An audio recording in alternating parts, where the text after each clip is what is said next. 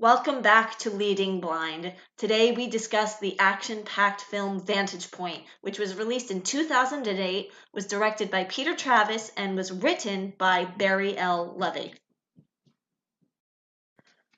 The story of Vantage Point involves President Henry Ashman attending a summit in Salamanca, Spain, where they are going to be signing an international treaty involving the fight against global terrorism. The timeline of the story repeats over and over from several different vantage points, title drop, from 20 minutes before the summit speech begins, through the assassination attempt, dual bombings, and the culmination climax of the story. Spoiler warning! The movie opens from the point of view of Rex, a person behind the scenes in a news station who is sitting in a trailer with all the monitors telling cameras where to point, how to zoom in, and of course is dealing with a news anchor who wants to share all the news about the summit rather than just the focal point, which is the president's speech and presence, played by Zoe Saldana. They are witness to the attempted assassination of the president. They feel and hear the first bomb go off, and then multiple cameras are present on the site of essentially ground zero when the second bomb goes off in the plaza, killing Zoe Saldana's character. Special Agent Thomas Barnes, played by Dennis Quaid, then comes in, and he asks to review their footage so he can try and gather clues. He sees something the audience and Rex does not see, and then rushes out before the timeline rewinds to previous moments before. Where we start off this time is with Agent Barnes himself in his hotel room prior to meeting up with the president and the other special agents in order to reach at the plaza. He has suffered PTSD and is back on the job less than a year after already taking a bullet for President Ashman. It is clear he is shaken. He's taking anti-anxiety pills. Some of his fellow bodyguards don't think he can hack it. And his buddy, played by Matthew Fox, is the one that got him back on the job. We see him arriving at the plaza, scanning the crowd, watching every single possible viewpoint from around him once he's standing behind the president while he goes to give his speech. And it's very, very clear he is on edge. When the president gets shot, he freezes. When the first bomb goes off, he's immediately after somebody who ran up onto the podium saying he was a police officer put on detail for the mayor of Salamanca. And then he reviews a video taken by Forrest Whittaker's character, Howard, and from there it's game on and action. But once again, as you might have already guessed, the next point of view we go to is Enrique, the plainclothesman police officer who Barnes accosted after he ran up onto the podium directly after the shooting. We see him arriving at the plaza with a black bag that he gets through the metal detectors because he shows his badge and tells the lady on guard, "I'm a police officer, I'm here to protect the mayor." He gives the bag to his girlfriend, who he's just seen apparently flirting with a man. He's very jealous, but when she assures him of her affection and love and gently takes her bag from him, he goes to do his job. He is there when the president gets shot.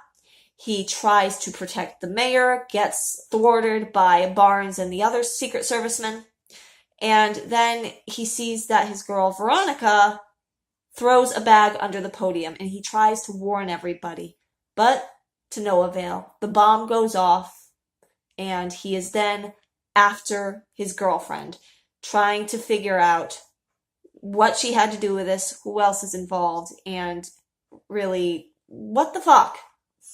Basically, what the fuck?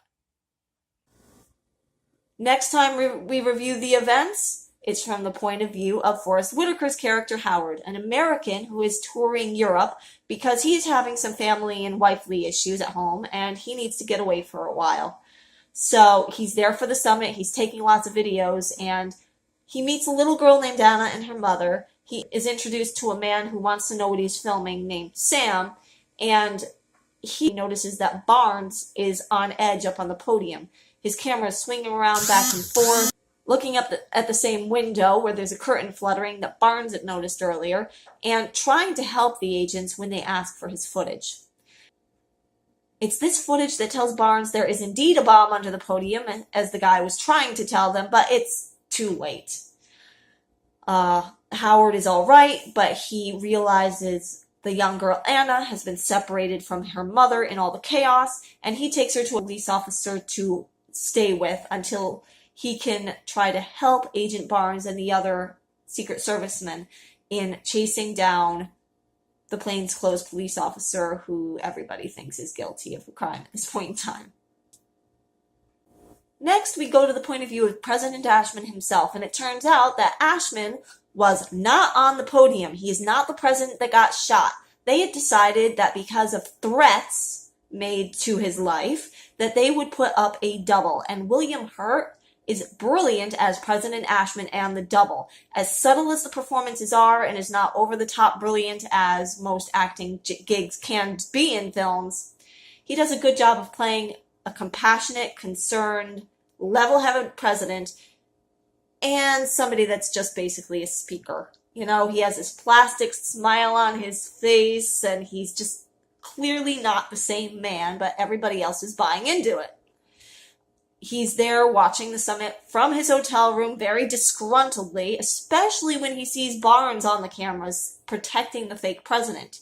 This man took a bullet for him, and he is upset and offended on his behalf and Barnes that he is not with him where he damn well should be.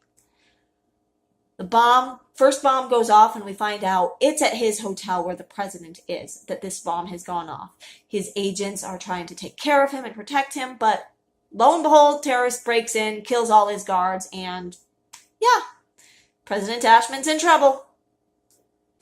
One of the final point of view segments is actually multiple points of view at once, and you can consider it one point of view as it's the bad guy point of view, where we start seeing things pull together and how things were done.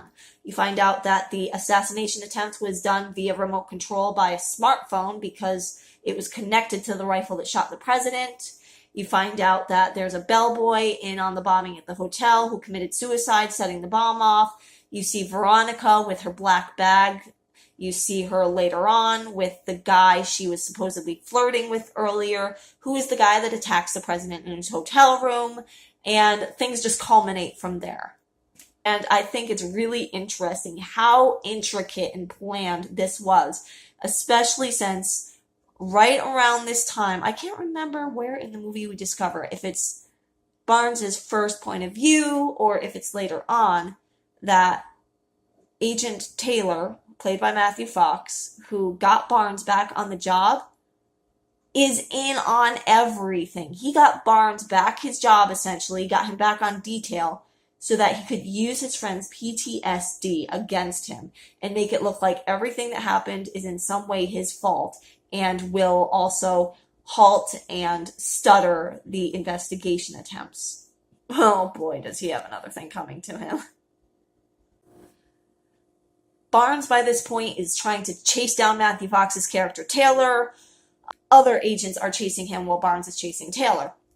Because Matthew Fox's character, dressed as a security guard, instead of in his formal, Social Security tux or whatever, is exactly what he sees on the monitors that Rex and the audience miss in the beginning. Forrest Whittaker is chasing pretty much everybody, particularly Javier, because he sees that he's a police officer. He sees the agents trying to chase him, and he wants to help. He's trying to smooth things over and help, and he goes chasing. He's left the little girl Anna with the police officer, but she goes walking off looking for her mother while the police officer is distracted, and she ends up running through an intersection while Forrest Whittaker is on an overpass trying to get to he's on a pedestrian overpass trying to get to the highway underpass where Javier has run to. Anna is in the same place on an intersection, and the terrorist's cab comes barreling down on her, and that is where everything culminates and finishes off. I hope you liked my spoiler summary, because I did not know how else to put this video. I did not know what to say. IMDb helped me enormously with organizing my thoughts about this video, and as you can tell, it's still a hot mess. There are issues with the film, Some of them I saw on IMDb, which is something that did not help the making of this video. I looked up trivia about this movie before rewatching it to review it. And that was where I made one of my biggest mistakes, because all I could see when watching the film were the mistakes. But one of the biggest things that a person watching the film who doesn't care about all the nitpicky background stuff that's overwhelming on IMDb's trivia page will be that Javier's point of view, the plainclothes policeman, takes place a lot longer. A lot more is fit into that couple of minutes than anybody else's point of view.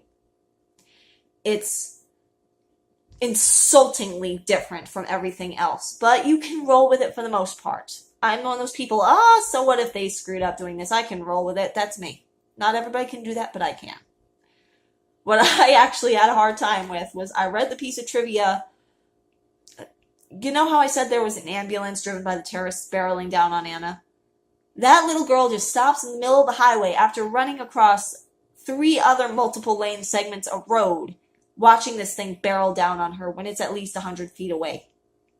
And she just freezes there. And I'm sure that was done for a climactic cliffhanger effect, because at that exact moment during one segment is where they rewind and they want it to culminate and bring it back to that moment.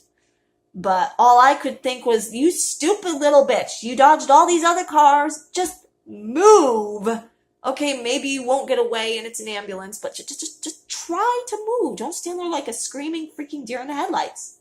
And that took me out of the moment, unfortunately, this time around. Usually it didn't. This time it did. But in the trivia, they said there's a character flaw in the fact that all these terrorists are doing all these horrible things, but when they see Anna in the middle of the road, the man driving swerves to avoid hitting her. They're like, these people are not going to do that. They've got the President of the United States hostage in the back of their ambulance, and they're trying to get away so they can take him to a secure location. They're just going to plow the girl down. My argument for that is, well, you know what? A lot of these people, not everybody, because some of them are cold-blooded killers, but some of these people, they're either killing adults or they're doing it remotely. So they're not directly involved with harming innocents. And that could have been a reason why they swerved. Why they did the very typical swerve your car as hard as you freaking can thing, that's another story. But there it is. I love Dennis Quaid in this movie. I really wish his PTSD was played up a lot more. Sigourney Weaver has a brief but important and amazing role. I love her in everything she's in. Zoe Salanda, I didn't even know it was her until I looked this movie up for details. I don't really care for her. Matthew Fox is the reason I went to see this movie, and he does a really good job playing who you think is a good guy that turns out to be not such a good guy.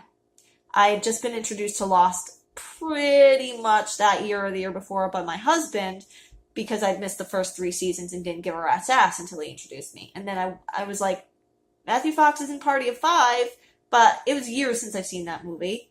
I want to see what else he can do. So that's why I watched that one. Forrest Whittaker, always good in everything he's in, always the highlight of everything. He plays such a sweet guy, but you also want to yell at him a little bit because he's got a bit of a hero complex. Like, I need to help these people, I'm the only one that can. Yeah, you have a camera that caught something nobody else did, but other people figure that out without your help later. All you said that was actually helpful was, hey, I saw something in that window too.